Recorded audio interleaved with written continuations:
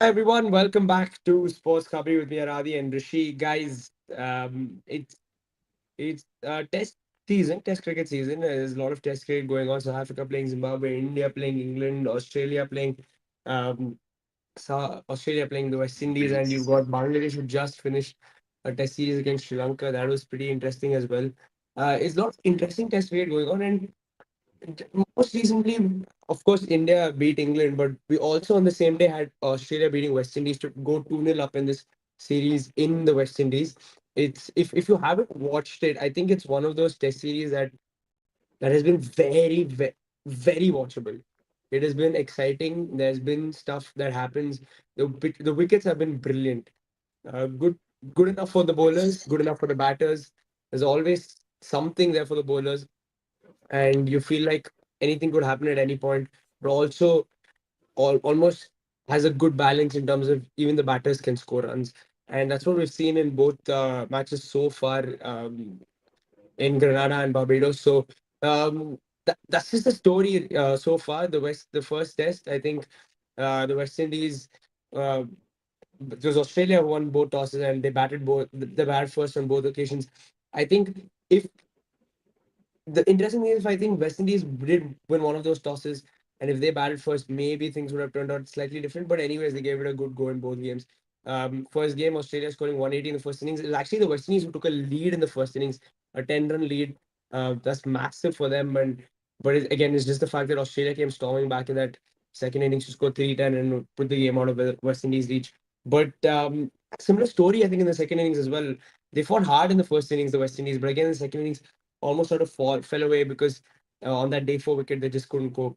Very interesting stuff. Rishi, just the way this test cycle is going, Bangladesh, Sri Lanka also, I think it was a brilliant series, brilliant test series in general.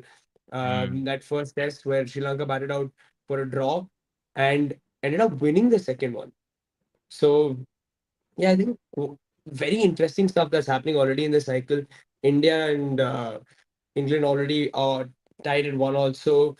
Are you expecting a very close test cycle as compared to last time, where you see some of these smaller teams, they might just pull out results against the big ones? The West Indies already have shown that they can compete this time, and they found like three seamers in Jaden Seals, Shava Joseph, and Alzari Joseph, who are Also, reliable, very mm. reliable, solid three seamers, and a fourth seamer in Graves. So there's a good four bowlers there for them. At home, obviously they'll do the job, and even abroad, if they need them, they will do a job. Yeah, of course. And like more, more than the smaller teams who are punching way above their belt. I feel like the bigger teams suddenly are starting to look shaky. Like whether be it England, be it Australia, be it India also. Like the first test, the England India game, the first test was like I felt both teams weren't playing anywhere remotely like their best cricket. Like England, their bowling were just simply weren't good enough, but they just outbatted India. And when it comes to Australia, also they in the second innings they needed in the second test first innings they needed a Webster Carey partnership to pull them out, and the second innings also they needed a big innings from Steve Smith to bail them out. Like their batting lineup seems shaky. Their openers are misfiring. Sam Constas is having a tough start, like restart to his test career in this season. Khwaja, I don't know. Like it seems like he's pretty much been found out. Like in the first test, they just kept bowling in that fourth stump, fifth stump line. He was nicking it. Second innings, I mean, second test, both times LBW, like coming from I think around the wicket itself. So No, but both like beauties, by the way.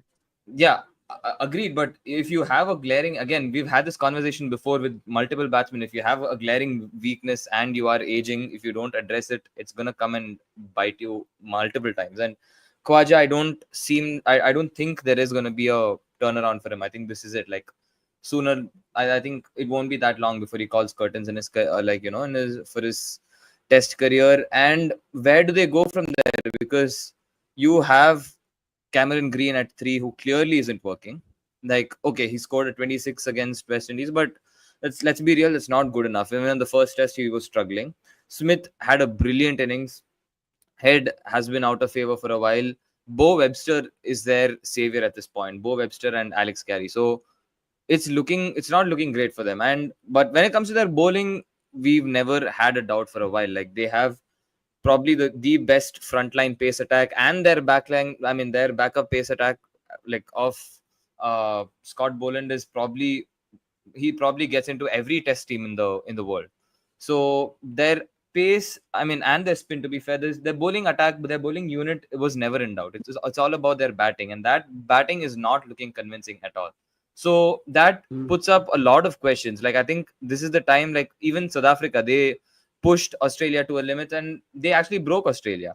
So I think now is the time where the teams like your South Africa's, like your West Indies. I mean, I don't want to categorize South Africa in the same, of course, in the same category as West Indies, but I feel like The these current teams test can really champions. come and, huh? Yeah, the current test Current test champions, champions. exactly. That's Yeah, that's yes, that's why I right. quickly corrected myself.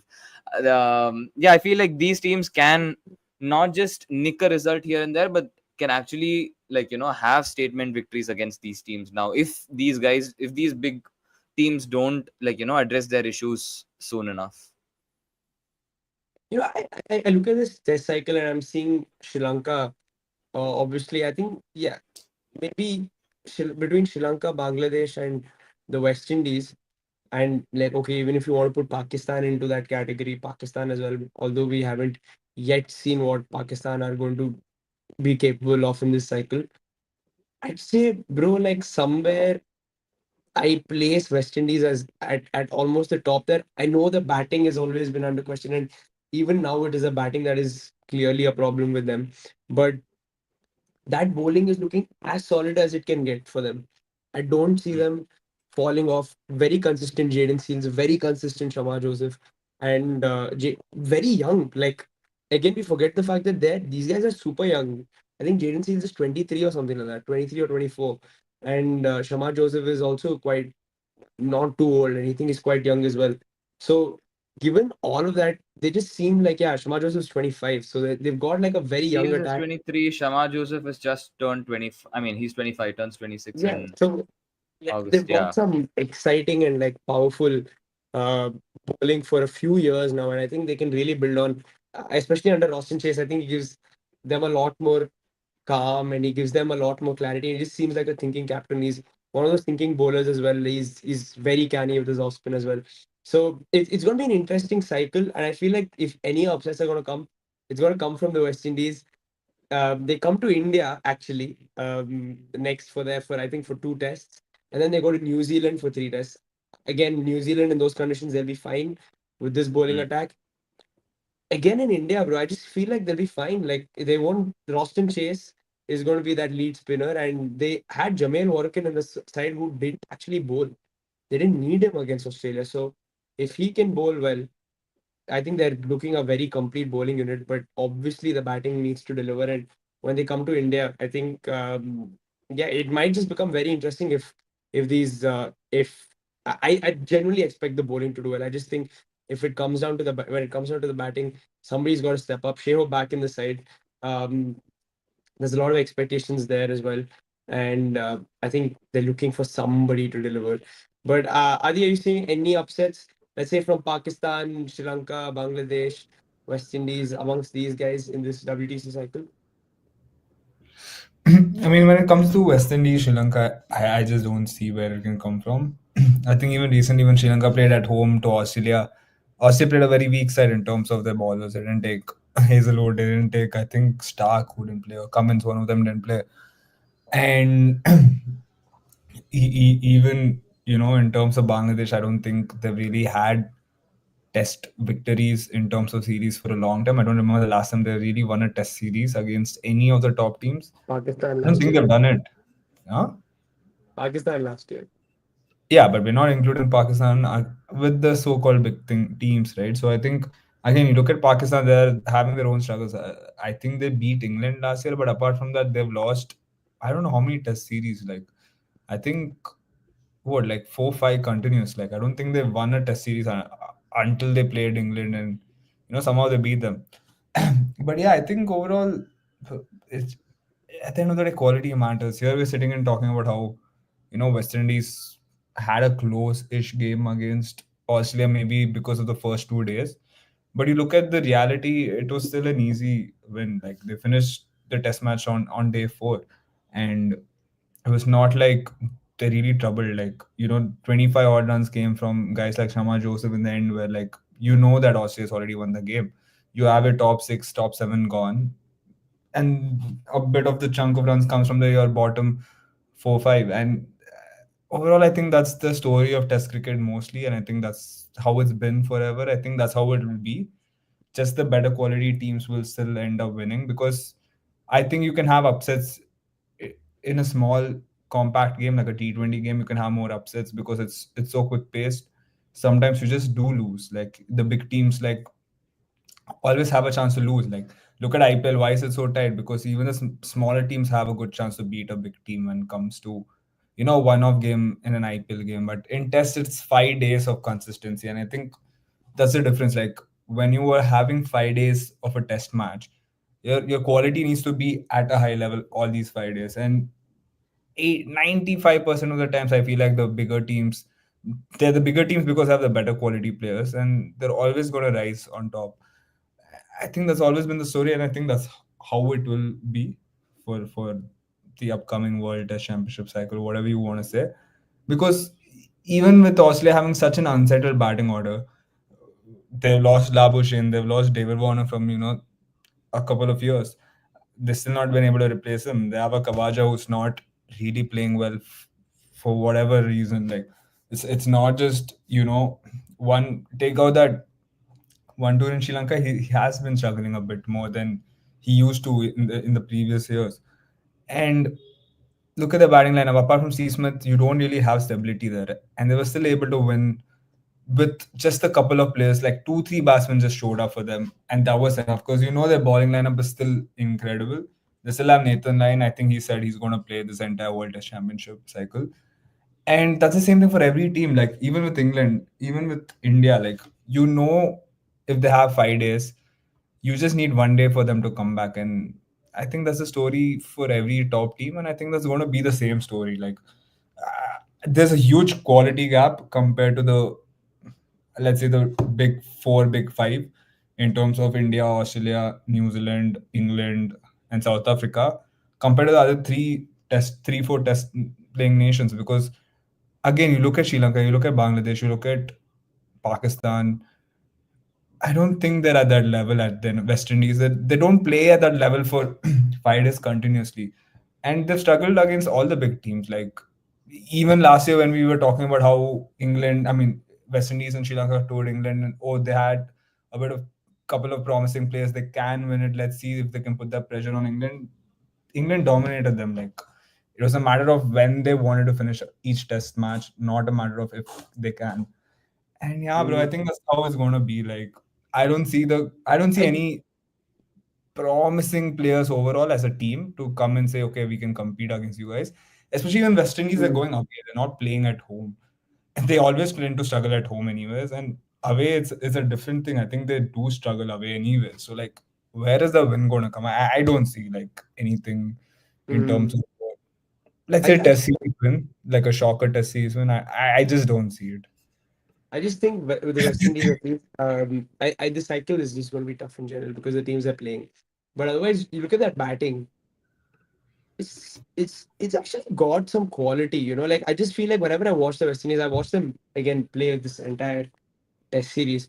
One thing they just lack is discipline, dude. Like what West Indies is, they're so stereotypically correct. Like they've been known to play like shots and too many shots, and I feel like eventually that is always their downfall. Like even this series, um, there were a couple of occasions, dude, like where you just saw like John Campbell was looking solid. He's batting well, he's batting well, he's batting well.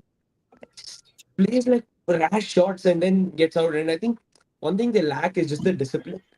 But if you can bring that discipline into this team, there is real quality because Brandon King, who has basically come into the test team now, which sounds so weird, showed up, He's almost. I batted think well. he's just above 30, and he's Yeah, just joined the setup. yeah.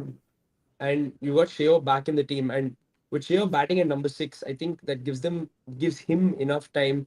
And probably I think that's the right time for him to bat around 5 or 6, where he can 5. come in Yeah. when the ball is not too new and sort of show his quality, because he is a quality player. We've seen Shea for so many years. He's proper. He's a proper player. So is John Campbell at the top. Like, he showed that he's got quality as well. I think all these guys have quality. It's just that little bit of discipline, because that bowling is looking so good, dude. Like, I don't think there is one bowler in that attack who can point and say, the runs are going to come from there. And they've Mm. shown it this series that it will be one of the most like lethal and deadly bowling attacks in this cycle, and that there is not one loose bowler. India, you see Prasidh Krishna, yeah, he'll leak runs, but you look at this West Indies attack, all maybe Alzari Joseph to an extent, but even he is quite experienced and even he can get the ball to talk. And if you are looking at that They have Jamel proper, Warrican in the fringes, by the way. Sorry to interrupt. yeah, that's what I said. He didn't even bowl this series. Yeah, he didn't even bowl. Yeah. They didn't need him because the rest did such a good job. Like, they never went to that fifth bowler, sixth bowler, whatever. Mm. They were so good with the seamers, the three seamers, obviously, Seals, Joseph and Joseph, and Samaj also. that was so good. Like, I think that that way when you look at it, if I think the West Indies, if they had a if this cycle they played maybe, I don't know, Sri Lanka or a Bangladesh or somebody else, I think they would have given themselves a decent chance, because I still think they can win a test match against Australia. I still hope they can. I still hope they can put up a good performance in the third test. There's still a test match to win here for them, and they've really shown promise. I absolutely enjoyed this West Indian performances more than any time else. Like they were poor in the last cycle. I think they played India. They were not great. Went to England. They were decent, but not even close to what they're doing in the series. Not Like, up I to the think level, basically. Yeah. yeah, in the series. But again, Australia, they went last year. They showed promise. They won a test match, drew the test series. Shawar Joseph, we remember that. But now he's getting the support from Seals and Alzari that he needs. And I think it's a very well-rounded bowling. And I hope they can pull out some results, especially against the bigger teams. But there is a third test to play. Australia, of course, full strength. They understand that this is the first test series, and clearly they are full strength. They have everything to win this series. And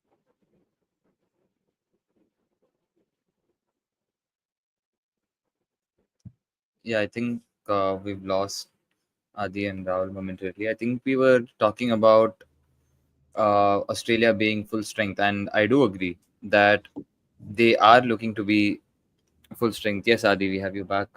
I was just saying that, yeah, Australia indeed they have the full strength. Like, look at their squad, dude. They are going at it. They don't want to they are. drop off by any chance. Yeah, And bro, and you but look at Rahul, Cummins like, throughout the series. do you think? Have you Do you watched? guys?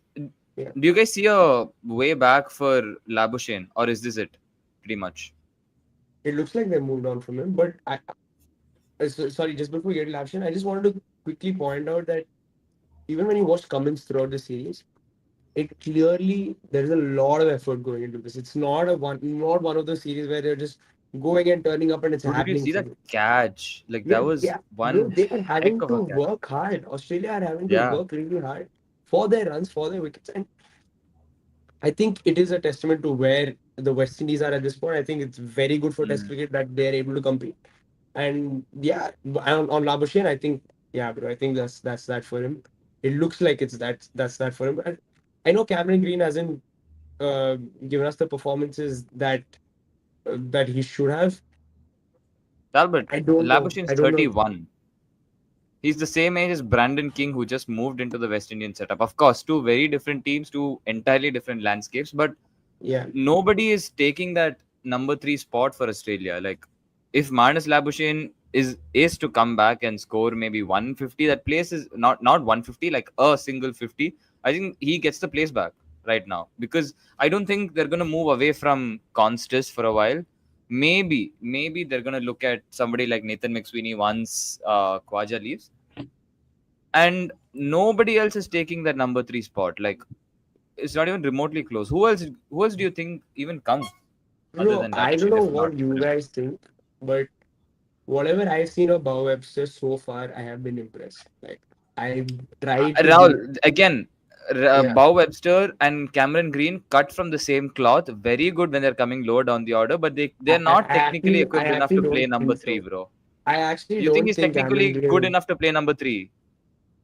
I think Bob Webster is a better batter than Okay, Cameron. okay, he's a better batter. Like maybe, maybe not. Like I think they're pretty much of the same. Of course, he's having a better, like he's been better off for like in the recent past, but they simply are not like one down quality. You need technically sound batters coming. You need like this is again. I want to go back to what like Michael Vaughan was saying. Michael Vaughan, Kevin Peterson, and who else was it? DK was saying that your number three should be somebody who is so technically sound that he is supposed to shore up your batting. He's supposed to go in and be like, you know what, we are like the other opener and the one down. We're going to settle in. We're not going to come back before tea. That is how your number three is supposed to be. Like your look at your great number threes, your Ricky Pontings, your Rahul Dravids, be like whoever it is, your Joe Roots when he was playing, and exactly why they were kind of criticizing Ollie Pope because Ollie Pope again a very orthodox batter, but not the best decision maker. And then you look at somebody like Bow Webster, Cameron Green, who are good batsmen in their own forte. I just don't think they can come in and face the new ball and like I just don't Mm, think they are that kind of your orthodox technically sound batters who can yeah. see off the new balls. Now that I think of it, I think there's maybe a chance for Labuschagne to get back into this. But like bro, like but I would even say like if you really want to move away from Labuschagne, then can still bro. Smith has done crazy things. He's come and opened the batting. I'm sure he can bat at three for them if they wanted him to. This is Smith's last stretch there. Do you really think they're gonna jeopardize him also? They're not really jeopardizing him. No, he's a quality batter who can bat at three. I don't think there's any issue with it. Mm. You're probably still one of the hardest to get out in Test cricket. Like quality is proper quality, Steve Smith, and the way he bats I don't know. always comes across. If It I'm almost feels like you can Australia, only get him if I'm LBW. Andrew McDonald, I'm not letting him go anywhere from the number four spot. I'm like, if he's comfortable there, let him play there because he's going to score a big chunk of runs. Yeah, I think he can still do it at three. But anyways, like it completely depends on them and how they see like the number four spot. I mean, number three spot now. Green has failed. Obviously, yeah, you're right. So like I don't know, man. Is there a chance? Did Josh Inglis Is there? somewhere? Yeah, I Is was there just Josh gonna Inglis in say, the do you first guys test? think Josh Inglis has a chance? Did they not play him in the first test? I think they played him in the first test, right? First Yeah, test, they played no, him. They no. played him. They Yeah, they played played him. him. They played him in the first test. Yeah, so they played him in the first test. I don't think he worked out. So No, he it's scored a They half played century. him number four. they played him at four, yeah, because Smith was injured. Yeah, so Smith Smith was was injured. injured and they Correct. played English at up the order, right? So that's an option Yes. they have, which is Josh Inglis. They've clearly looked like they can play him in the top order if they feel like. So there's always a no conversation that you want to play Smith at three or Inglis at four or something like that if they want to try. But yeah, Labuschagne is in the squad, bro. He's there. It's not like he's going anywhere. So I think he might just play the third test. You never know. Mm. There is no other option. You're right. So he might actually just end up playing the last test. Very, very interesting one. This Manas Labuschagne thing. But what does it do for his confidence, bro? Adi? Like the fact that he has been dropped after such a long time. I think Australia don't drop their players, especially their test players. Very rarely do you see them dropping a player. This is probably I can't remember the last time they dropped a test player, right? Mitch Marsh.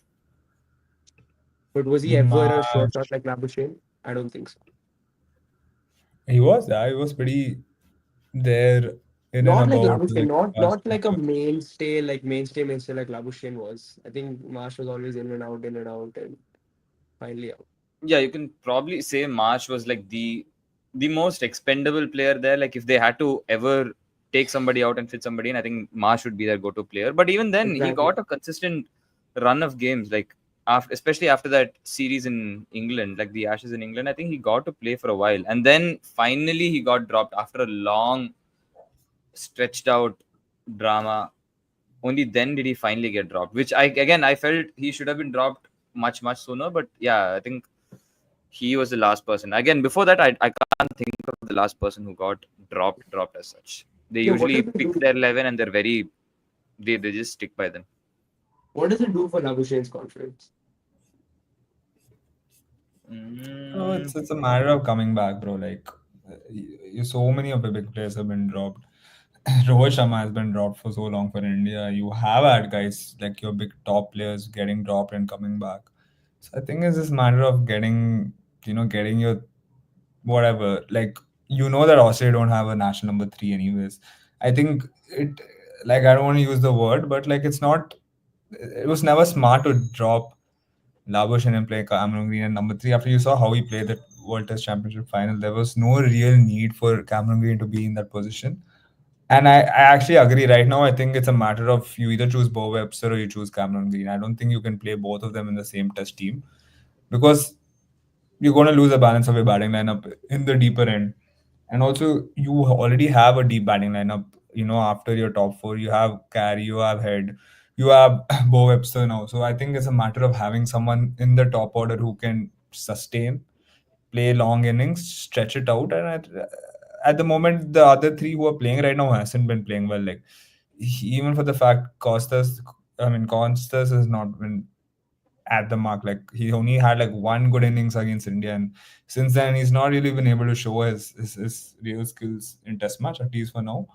And Kawaja, I think that's the surprising thing. They were fine with playing Kawaja. They didn't really drop him, even though No, he's but been. Kawaja, the thing is, they had asked. He actually think wanted to retire, and the I remember you they wanted to were he retire. was asked to continue playing for Australia. I think, and Exactly, and he that's my point. It's like a management issue because they're okay with having. That's the point, right? Like, if they're okay with having, Kawaja play, even though he's so old, and we know that, bro, if a player is coming and saying I want to retire, and you as a country, whatever your management, George Bailey, whoever it is, Andrew McDonald, or like who else is it, Daniel Vettori, whoever it is, like they're asking him to stay back and play. It just shows that the management itself are not looking in the right direction because they're okay with a player who wants to retire playing. They're okay with a player who's never played number three. Like Cameron Green plays number five, number six in Test cricket. He's only played number three in like T20 for Ask Me Mumbai. If you have to look at it like that, they're making him play number three, and I feel like that was one of the biggest factors of why they lost the World Test Championship finally. Anyways, one of the big factors, like having Cameron Green at number three and not getting any runs out of him. And who else is there to come in? You can't pinpoint anyone else. And even with Smith, I think, bro, it's his last 2 years. I think after that, we know he's going to leave. What's the point of? Let's just maximize his career at this point of time. There is no point of you switching him to a number three position at this stage. Maybe if he was young, you can mold him into a number three. But now it just, I think it's fine. You can make him play number four if. And Labuschagne Smith have worked for such a long time. I think Labuschagne needs to come back and should come back. But if the management's like, no, sometimes managements, new coaching staffs, new whatever, they get a bit like, I want to put my mark on, we're going to take out players who played here for a long time and start something new. I think we've seen that with Gambhir right now in the way the India Test cricket is. We've seen it with McCallum to a large extent when he came in.